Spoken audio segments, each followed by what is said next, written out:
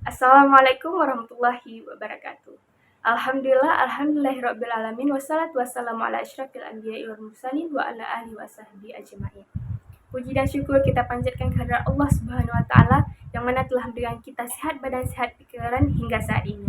Salawat beserta salam kita panjatkan kepada Nabi Muhammad SAW yang mana telah membawa kita dari zaman jahiliyah ke zaman yang penuh dengan ilmu pengetahuan hingga saat ini.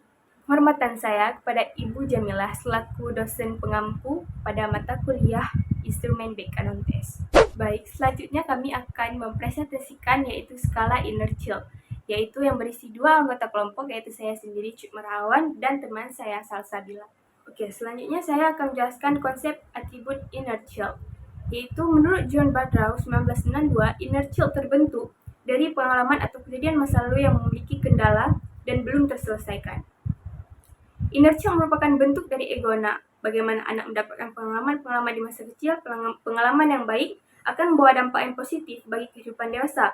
Begitupun sebaliknya, pengalaman yang buruk akan berdampak negatif saat anak menjadi dewasa. Selanjutnya itu definisi operasional inner child. Apa sih itu inner child? Secara garis besar, inner child merupakan mencakup aspek-aspek yang membangun kepribadian seseorang sejak masa kecil. Pengalaman dan pengetahuan yang didapat seseorang di masa kecil lah yang membentuk menjadi orang dewasa. Anda mungkin sudah sering mendengar, sebagai orang tua kita harus berdamai dengan inner child yang mungkin masih memiliki luka-luka yang belum sembuh. Luka-luka tersebut seringkali membuat kita salah jalan saat mengasuh anak. Sebabnya adalah kita secara tidak sadar menganggap bahwa penyebab luka masa kecil itu adalah hal yang normal, sehingga kita secara tidak sadar juga menormalisasinya ketika melakukannya pada anak kita lagi. Tentunya kita tidak menginginkan siklus seperti ini berlangsung terus-menerus. Agar hal ini tersebut tidak terjadi, maka penting bagi Anda untuk memahami apa yang memantik inner child Anda agar tak kembali menanamkan pada si kecil. Selanjutnya, apa saja sih aspek-aspek dalam inner child? Yang pertama, sering merasa sendirian. Anak-anak yang merasa orang tuanya ada di rumah tapi merasa tidak ada teman, dia merasa sendiri. Contohnya merasa tidak aman atau terancam dalam keluarganya, merasa jika dia berbuat salah maka dia akan dipukul, akan dikasari oleh orang tuanya. Selanjutnya merasa tidak dihargai saat di rumah, yaitu dia selalu dibanding-bandingkan misalnya. Selanjutnya itu merasa tidak dihargai saat di rumah. Yang kedua, sering mendapatkan kata-kata negatif yang menyakitkan saat kecil. Misalnya anak tetangga putih, dia diolok-olok dengan kulit hitamnya. Selanjutnya yaitu kurangnya support dari orang tua. Misal anaknya suka bola, tapi orang tuanya nggak mau anaknya harus bisa matematika. Contohnya seperti itu. Tidak diberi kesempatan untuk berekspresi saat kecil. Dia merasa sakit, tapi orang tuanya marah jika dia menangis. Dia merasa sedih, tapi dia tidak boleh menangis. Hal itu akan berdampak pada anak saat dewasa nanti. Selanjutnya yaitu kurangnya kepercayaan dari orang tua. Orang tua yang terlalu mengekang anak sehingga anak tidak bisa berbuat apapun, hanya bisa berkurung di dalam kamar, tidak bisa bermain, tidak bisa bergaul dengan teman-temannya, dan itu juga akan berefek pada dia saat dia menjadi dewasa. Selanjutnya yaitu kurangnya kasih sayang di rumah.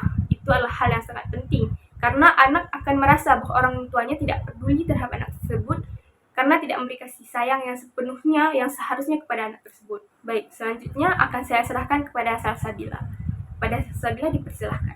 Baik, Assalamualaikum warahmatullahi wabarakatuh. Sebelumnya perkenalkan, nama saya Salsabila. Saya presentator kedua dari kelompok Inner Child. Baik, dalam skala psikologi ini kami telah menyiapkan beberapa item favorable dan unfavorable, di mana pada aspek yang sudah dijelaskan tadi terdapat butir-butir pertanyaan dengan favorable dan unfavorable.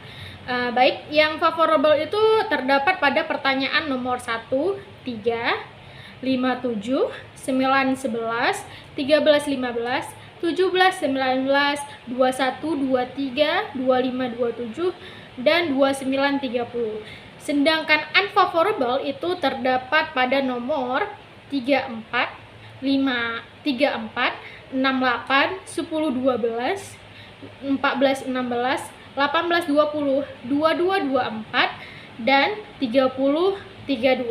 Sebelum peserta didik menjawab pertanyaan-pertanyaan tersebut, peserta didik diwajibkan untuk menjawab atau mengisi daftar isi yang telah disediakan di atas pertanyaan tersebut. Dan peserta didik juga diwajibkan untuk membaca petunjuk sebelum mengisi pertanyaan-pertanyaan yang sudah disediakan. Adapun pilihan jawabannya, di situ tertera ada SL yang berarti selalu, ada SR juga yang berarti sering, dan ada KD yang berarti kadang-kadang, ada TP yang berarti tidak pernah. Baik, saya kembalikan ke moderator. Baik, setelah mendengarkan penjelasan dari Salsabila, berikutnya kita akan melihat bagaimana contoh skala inertial sebagai berikut. Yang pertama dapat lihat dari pernyataan. Pernyataannya terdapat 32 butir pada contoh ini. Yang pertama yaitu saya merasa terancam saat di rumah. Yang kedua, saya merasa aman berada di dalam rumah.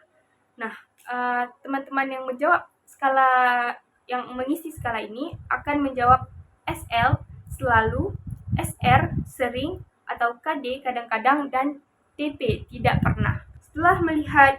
Setelah pemaparan atau presentasi dari kelompok kami, terima kasih kepada teman-teman dan ibu yang sudah menonton. Saya Cut Merawan selaku moderator undur diri. Maaf jika ada salah-salah kata. Wassalamualaikum warahmatullahi wabarakatuh.